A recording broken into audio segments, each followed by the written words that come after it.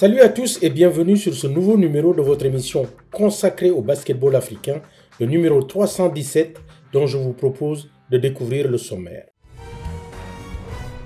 Nous allons d'abord vous amener au Cap-Vert, puis à Nairobi pour découvrir avec vous les clubs des élites 16 de la Road to Bâle. Ensuite, nous parlerons des éliminatoires de la Women Basket League Africa avec les éliminatoires de la zone 4 et 6. Et enfin, nous irons à la découverte du basketball burkinabé à travers un joueur qui monte, Yacouba Ouattara. Les élites 16 vont se jouer à Praia au Cap-Vert et à Nairobi au Kenya. L'occasion de vous présenter cette compétition à travers les deux clubs représentant les pays Malick Daho. C'est l'histoire de deux frères au pays de Césaria et Vora, le Cap-Vert. Basketteurs professionnels tous les deux, ils ont évolué dans de grands clubs européens. Mais jamais Joël, l'aîné, et Ivan, le cadet, n'ont oublié d'où ils venaient.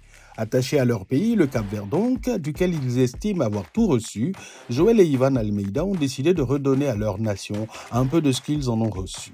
Que pouvaient-ils faire de mieux? Eh bien, ils ont décidé de monter un club de basketball professionnel dans leur ville de naissance, Praia.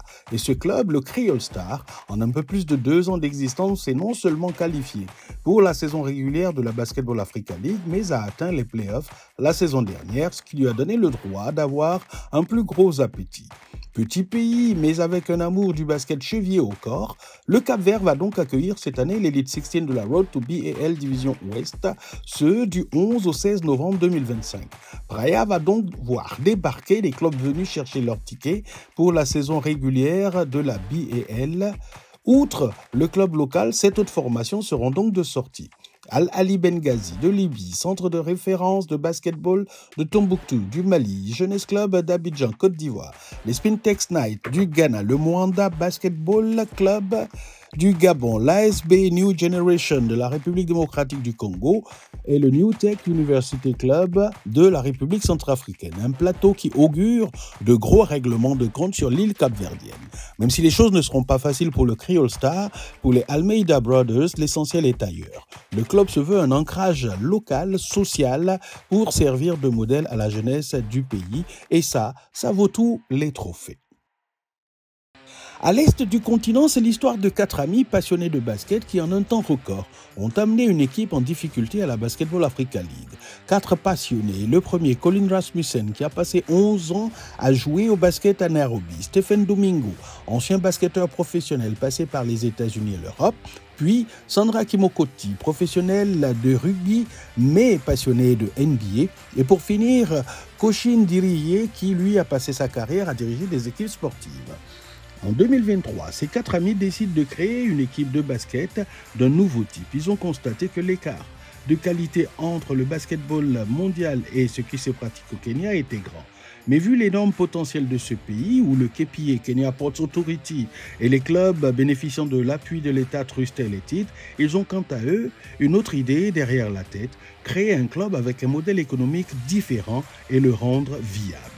Ainsi, ils s'associent pour acheter le Nairobi City Thunder, une petite équipe moribonde qui n'avait pas remporté de trophée depuis 24 ans. Aussitôt, ils se mettent au travail pour le reconstruire avec un plan en 4 étapes. 1. Embaucher un entraîneur de qualité avec un background solide, Bradley Hibbs, un Américain basé au Kenya pour ses activités professionnelles. 2. Trouver des talents dans toute l'Afrique et pas seulement au Kenya. Et on voit que certains joueurs du Nairobi City Thunders avaient déjà joué dans des ligues internationales telles que le capitaine Tyler Ongwe, Ariel Koranga, Garang Deng, Derek Ogeshi, Albert Odero ou Eugene Adera. Donner aux joueurs 3 des contrats professionnels bien les payer afin qu'ils puissent vivre de leur sport. Et 4. Construire une communauté de super fans autour de leur équipe via les réseaux sociaux et dans la vraie vie. Et force est de reconnaître que le NCT a connu un décollage impressionnant. Jugez-en vous-même. Plus de 80 matchs joués à ce jour, 2 fois champion du Kenya d'affilée, le NCT est devenu la première équipe kenyane à disputer la BAL, entrant ainsi dans l'histoire du basketball de ce pays, et cela en un peu plus de 2 ans d'existence seulement. Le NCT a vu ses efforts récompensés par la FIBA, qui lui a octroyé le droit d'organiser l'Elite 16, division S de la Road to BAL, du 18 au 23 novembre. Le NCT accueillera donc Dark City Basketball de Tanzanie, les Namuwongo Blazers d'Ouganda, les Johannesburg Giants d'Afrique du Sud, le Ferroviario de Beira du Mozambique, le Matero Magic de Zambie, entre autres protagonistes qui vendront chèrement leur peau dans des duels en haute altitude. La phase finale de la WBLA se jouera au Caire à partir du 5 décembre 2025. Pour l'heure, les équipes sont en pleine période des éliminatoires. Mika Slam Dunk revient sur celles qui se sont déroulées en zone 4 et 6. Les Women's Basketball League Africa ou la WBLA Qualifiers ont offert un spectacle riche en intensité dans les zones 4 et 6, avec des équipes qui ont confirmé leur force et leur ambition de se qualifier pour la phase finale au Caire. Dans la zone 4, à Kinshasa, en RDC, le club des forces armées de police du Cameroun, ou le FAP, et la Caisse nationale de sécurité sociale de la RD Congo, ou la CNSS, se sont affirmés comme les équipes dominantes. Le FAP a signé une série de victoires impressionnantes, notamment 70-49 contre ASB Makomeno, 65-53 contre Overdose Obstation et 77-58 contre CNSS. Damaris Enedi a été l'une des joueuses les plus en vue, avec un double-double de 21 points et 10 rebonds. La CNSS, soutenue par son public, a également brillé avec des victoires clés 78-59 contre Overdose Upstation et 77-58 contre ASB Makomeno. Marlène Gobeleza a mené l'attaque avec 21 points. Overdose Upstation et ASB Makomeno ont eu des parcours plus difficiles, mais ont livré de solides prestations individuelles. Overdose Upstation a battu Makomeno 59-58. Bilan final dans la zone 4, FAP termine premier, deuxième le CNSS de RD Congo, troisième Overdose Upstation et quatrième ASB Makomeno. FAP et CNSS sont qualifiés pour la phase finale. Dans la zone 6 à Windhoek, en Namibie, le Sporting Club de Luanda de l'Angola a dominé tous ses matchs face aux équipes de la Namibie comme Bravehearts, battu 83-55, et un autre succès contre Unam Rovers. Magda Mussol a été la meilleure marqueuse avec 19 points et 8 rebonds. L'équipe a maîtrisé toutes les phases du jeu de la raquette au contre-attaque rapide. Bravehearts et Unam Rovers ont eu des parcours plus mitigés. Bravehearts a enregistré une victoire et une défaite. Donc bilan final dans la zone 6, Sporting Club de Luanda de l'Angola, 2 victoires et 0 défaite. Bravehearts de Namibie, 1 victoire et 1 défaite. Unam Rovers de Namibie, 0 victoire et 2 défaites. Ces bilans confirment la domination du FAP et de la CNSS en zone 4 et du Sporting de Luanda en zone 6. Ces équipes sont désormais qualifiées pour la phase finale au Caire, où la WBLA 2025 promet des confrontations intenses et un niveau de compétition exceptionnel. Voyons maintenant tout ce qui a constitué en bref et en images l'actualité du basketball africain.